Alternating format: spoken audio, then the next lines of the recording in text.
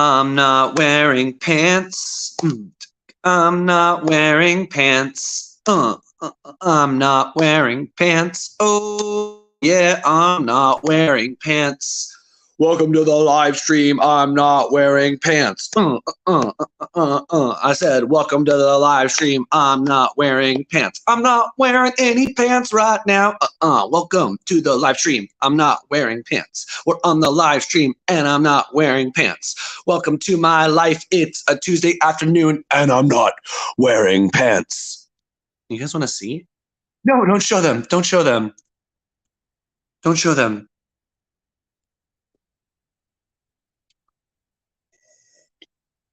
Every time I go live, my phone starts popping off with text and stuff. Go away. I can deal with this later. Yeah, I'm not wearing pants and I think that's from Yoshi's Island. I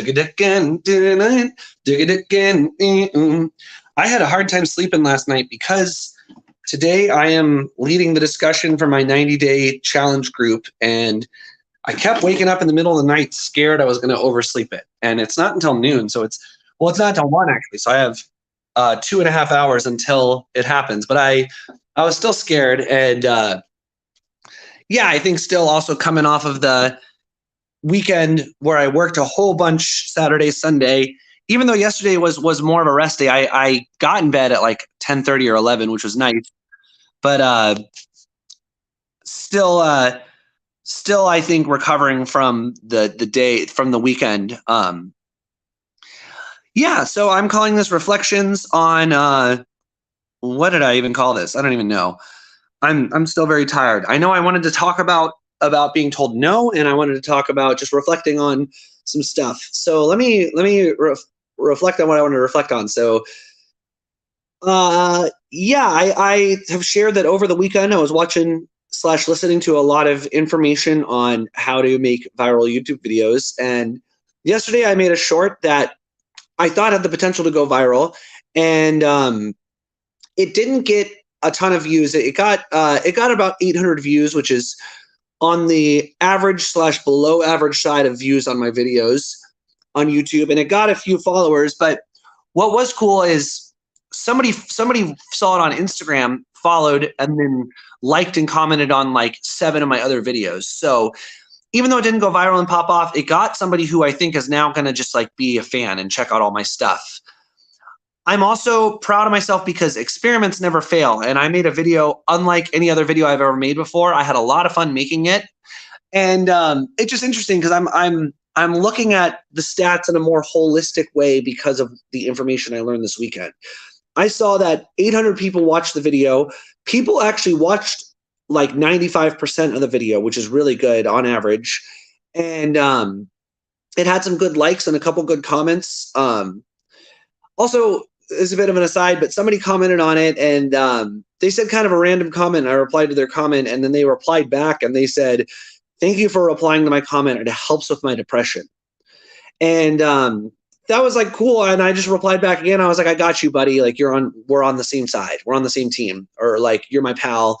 I don't know exactly what I said, but I said something about like I was just glad they were there and glad that my comment could help. So real quick, small, one piece of advice that you get as a small-time creator is reply to every comment, and that can feel like a chore.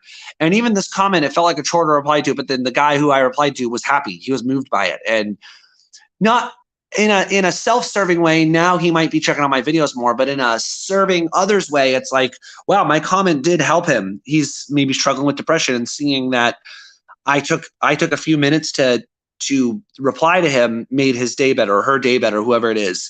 So I'm really grateful that I got to do that. But I noticed most people didn't. What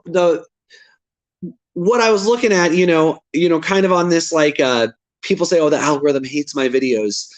It's like, well, what happened? The algorithm put it in front of like 3,000 people and only 800 people clicked on it. So my title and thumbnail were not eye-grabbing enough to get people to click on it. And I realized I kind of screwed up the thumbnail on YouTube. Like, it's just me, and I think there could have been better scenes from the video. And I wasn't able to figure out how to change it. So I think with that video, unless I learn some stuff over the next few weeks that illuminates more of what happened, I made the video again. I couldn't think of a better title, but I found a better thumbnail, and I want to post it again in a few weeks with a different title and thumbnail and see what happens. Because it looks like when people watch the video, it looks like they liked it for the most part. It looked like most people watched the whole thing or up to the last 2 seconds or so. It was just about getting people to click on it. So my reflections portions of the stream, I just want to share about I feel like I'm moving into another phase of this YouTube journey where the phase for the last 2 months has been commit to posting a lot every day. Post at least one video a day, or on average at least one video a day, and really mostly 2, 3, 4 videos a day. Which is exciting because now I have so much data to look through. I can look and see, like I said, what did well, what did not do well, and looking at where people click off. I'm excited. It takes like 2 days for the watch time metric to come through.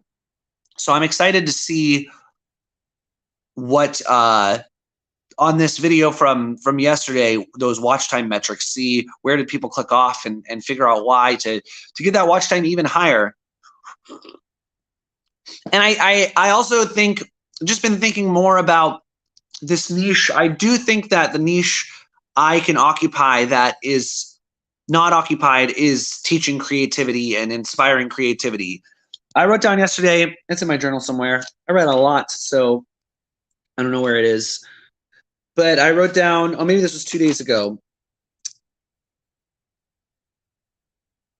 I don't know where it is, but kind of 3 things that I think people watch my videos for are like, I'm a fun, relatable, like interesting guy. I'm inspiring, either with just talking about how to be inspiring or just doing stuff that's like brave and different to be inspiring. And I have good, useful tools for people to use to be more creative. That can apply to more than just piano playing or singing or whatever, but apply to being creative in general, just useful tools. And so yesterday, yeah, I just tried a whole bunch of new stuff on my video, and it was really fun. I wrote up a script that was short. I filmed like 4 or 5 different scenes that were 2 to 3 seconds each. I made it be a perfect loop to increase watch time, to get from people come all the way to the end. It loops around to the beginning, which is hopefully an incentive to get them to watch it again. And especially because if the information's good, they will watch it again, or at least watch some of it again. Yeah, and I want to make more videos like that. It was a little bit more effort than most videos I do, but not this insane like 3-hour, 4-hour, 5-hour endeavor. It probably took me, well, it took me like 2 hours in total, but that wasn't like 2 hours of work. There was time kind of sitting around, was time like I filmed something and then I sat around and maybe did something else or got the laundry going. But I felt good about that video, and I feel like if I can make a video like that again and keep making videos like that, that's more of a formula for viral video town than other stuff I've been doing. I also want to say, I'm reflecting on, I'm in a different place than I was 1 month ago, 2 months ago, 3 months ago, etc. Because in that video I made yesterday, I asked 3 different strangers to help me film the video. One person, her clips didn't make it into the video. She was this really cute old lady, but she was filming me, and while I was talking, she was excited and started talking too. It's actually really funny, but not quite right for the video. But then I asked these 2 girls to help film me doing a scene from the video, and then we were talking, and I said, hey, I need another scene. Do you want to be a part of that too? So they filmed the second scene where I had them talk, and I think they had a ton of fun. And then I had a guy that I just asked film a scene for me. And my fear of talking to strangers, of asking strangers to help film me, was almost non-existent yesterday. I suppose it was there a little bit, but the scary moment that I've talked about right before you do something that's hard or takes courage or bravery was really shrunk down to almost nothing. And it was not very scary to just say, hey, will you help me film this video? Because I knew if they said no, like there were hundreds of people in the park, I could just ask the next person and it wasn't a big deal. And I knew them saying no wouldn't be a reflection on my character, wouldn't be a reflection on my value as a person. It's just them saying no. Like maybe they have anxiety and they don't want to talk to somebody. What's up, Christopher? maybe they're busy and they're walking along and it's just there's a thousand reasons why they would say no that don't really mean anything. So I'm very grateful that I got to do that, and I feel confident to go to the park and make another video. I think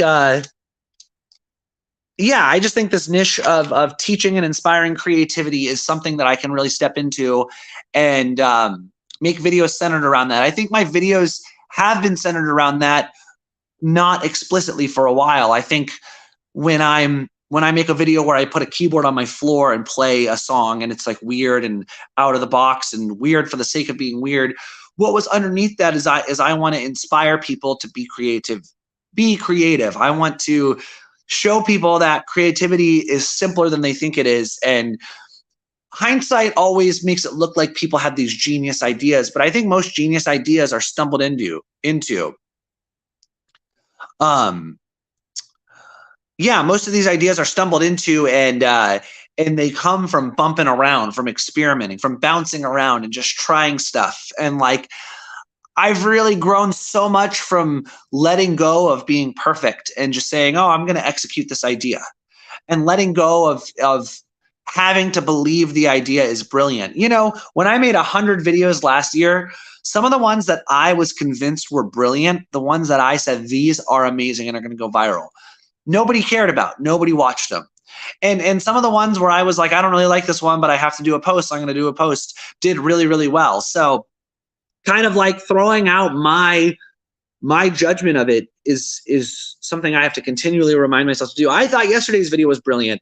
I still actually do think it's brilliant. And maybe if Mr. Beast saw it, he would point out 7 things wrong with it, which would be awesome, honestly. And I would love for somebody with a lot of who's made viral videos to be able to point out what I did wrong with that video, because I thought a lot of it was really good. But I'm not down on myself that it didn't go viral. I'm excited to create again. And I'm not making my self-worth based on whether or not a lot of people saw the video. You know, I think I'm just excited about the gap to close. I'm excited about, I think the 2 things I'm focusing on with these videos is, how do I make watch time as high as possible? How do I keep retention up so that people watch the whole thing? And how do I make more people click on it? Because the algorithm doesn't hate my videos like it might be easy to say. It only showed it to 800 people. Like, why didn't it show it to more people? It's like, oh, actually it did. It showed it to 3,000 people, but only 800 of them clicked on it. So I have to, my thumbnail was just me standing there and it said instantly 10x your creativity. Draw out the creative bravery in others. Yes, Christopher, exactly.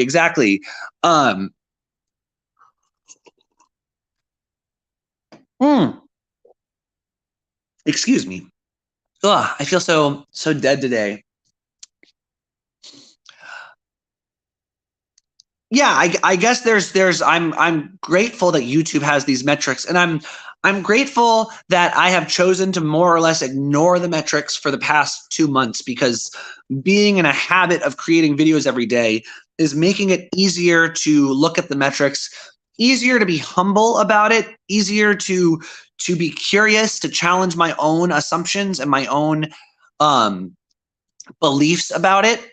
And look at these people who are these big creators who say, here's here's the steps to make a viral video. So yeah, I'm focused on improving watch time. So even I posted a video today.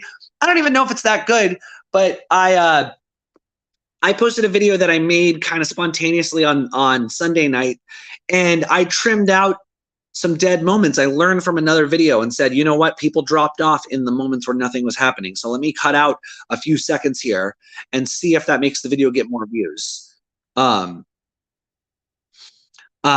People stop texting me. Don't you know I'm live right now? It's always so distracting. Yeah, and I just want to share on that this rejection therapy, being in the park, being brave, choosing to create a whole bunch of videos, choosing to let go of being perfect, let go of the fear of embarrassment, let go of the story that people are only going to like me if I'm perfect. People are only going to like me if I show up brilliant, funny, awesome every single time, and say, I'm just going to keep showing up. I'm going to keep publishing stuff. I'm going to publish stuff every day.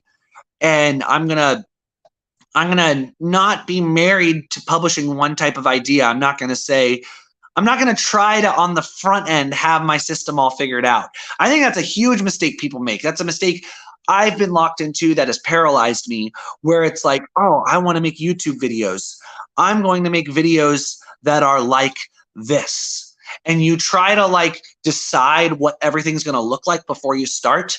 And I just like, no, just start, just make a bunch of videos. And I've just been having fun making different types of videos and being focused on making whatever I want, and say, what if I make a video about this today? That sounds fun. What if I make this video today? That sounds fun. Because now I have all these videos and I know which ones are fun to make and which ones are a chore to make. And I know which ones get more views and which ones get less views. And I can start to look at the retention, start to look at the click-through rate, and start to create experiments for myself. Why did people click on that one? Okay, well, maybe this thumbnail looks like this. People didn't click on this one. This thumbnail looks like this. So maybe these attributes of this thumbnail are what got people to click on it. Can I make a new thumbnail with attributes like that for my next video? Yeah, and I guess even I was going to talk about saying no in a different context, but people who click away, people who don't click on it or click away are saying no. And I can use that as data for these parts of my video where people said no to. People said no to the thumbnail or the title, or they said no at 6 seconds in when there was 2 seconds of silence. Or they said no when I don't know, whatever. Like it's all just lessons to learn to create better, to make stuff that can affect people more, to inspire more bravery and creativity in others. Yeah, and then I wanted to talk about just being told no real quick, where a lot of people, including myself, live in fear of the word no. I guess I'll say including myself. Until recently, I'm changing the story, but I have lived in fear of the word no. And I think a lot of people live in fear of no. And don't try stuff because of the no that could happen. When I emailed a bunch of venues about doing this show in September with Safety Squad to get 500 people in there, one of the venues emailed back and basically said no. And they said, I told them that we have done these shows for 100 to 150 people. And they said, we're a 600 cap room, so we probably can't have you. But we will keep you in mind for opening dates or other stuff. Chris said, you need to make big mistakes on purpose out loud and be told no a lot. It builds your character, and fear God ultimately, don't fear man. Yeah, definitely. Don't be afraid of what other people say. And big mistakes, small mistakes, just make mistakes. And don't view them as mistakes, really. But so anyways, this venue told me no. They said no, but we'll consider you for the future. I emailed them back and I said,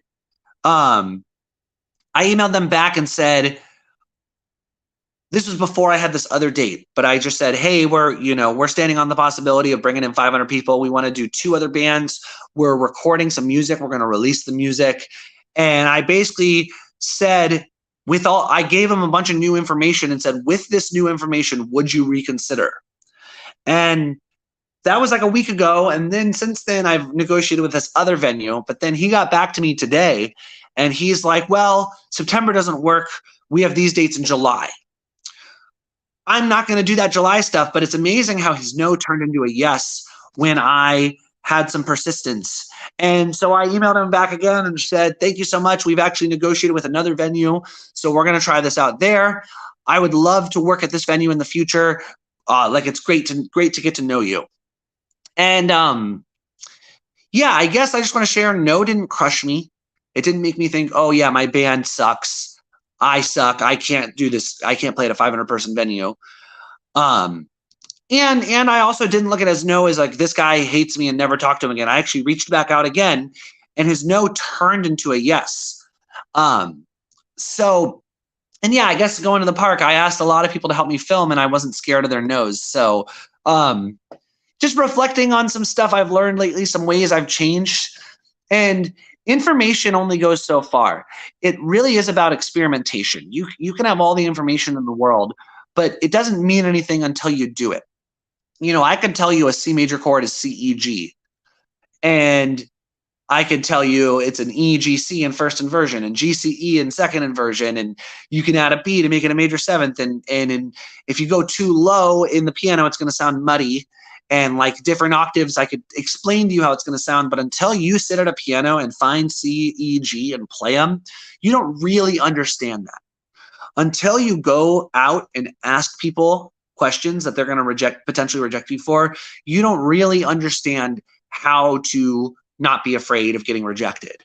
And yeah, so information only goes so far. The experience is where the growth happens, is where the magic happens. So I just want to encourage you to go try some shit.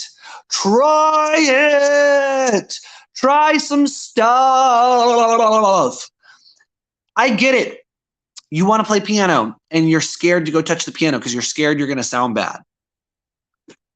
Don't try to pretend like you're not scared, but just honor the fear and then do it anyways.